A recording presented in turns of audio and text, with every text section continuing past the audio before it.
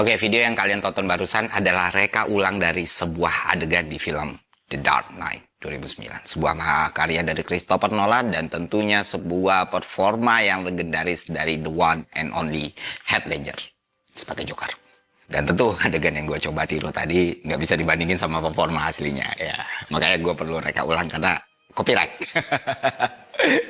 Dan buat gue adegan tadi cukup istimewa ya, karena ngerangkum siapa Joker sebenarnya, gimana dia mikir, emosinya, kita bisa nangkep nih. Dan kalau kalian notice ya, kita bisa nangkep tuh Joker waktu lagi nyeritain cerita itu, dia itu nyusun cerita manipulatif tentang luka di pipinya. Jadi ya kayak sambil dia cerita, sambil dia nyusun. Dan itu tergambarkan jelas dari skrip itu, walaupun tidak dijelaskan secara literal, ya kan? Karena nggak dijelaskan kalau dia tuh berbohong atau apa. Tapi dari semua ekspresi, dari semua gerak-gerik, terutama dari cara pengucapan dan bahasa, itu semua bisa tergambar dengan jelas. Nah, pertanyaannya, gimana semua itu bisa sampai ke kita dalam dialog yang sangat singkat? Apakah karena pemilihan kata, kalimat, struktur, skrip? Oh, tentu. Semua hal itu penting ya. Tapi orang biasanya itu luput satu hal yang tak kalah penting, teman-teman. Apa itu? Yaitu bahasa.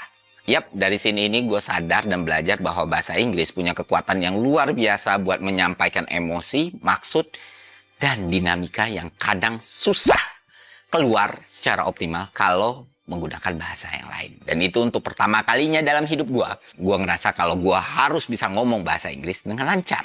Jadi akhirnya gue mulailah belajar untuk berbicara bahasa Inggris. Dan dalam proses belajar itu, gue hampir saja menyerah. Kenapa demikian? Karena gue disleksia. Gimana ya bahasanya? Bukan terganggu sih, cuma gemes gitu. Contoh nyata ya. Contoh nyatanya ada beberapa kejadian yang sebenarnya itu entertaining, lucu. Mohon maaf kepada para penyintas disleksia, cuma kayak ya kadang lucu gitu loh.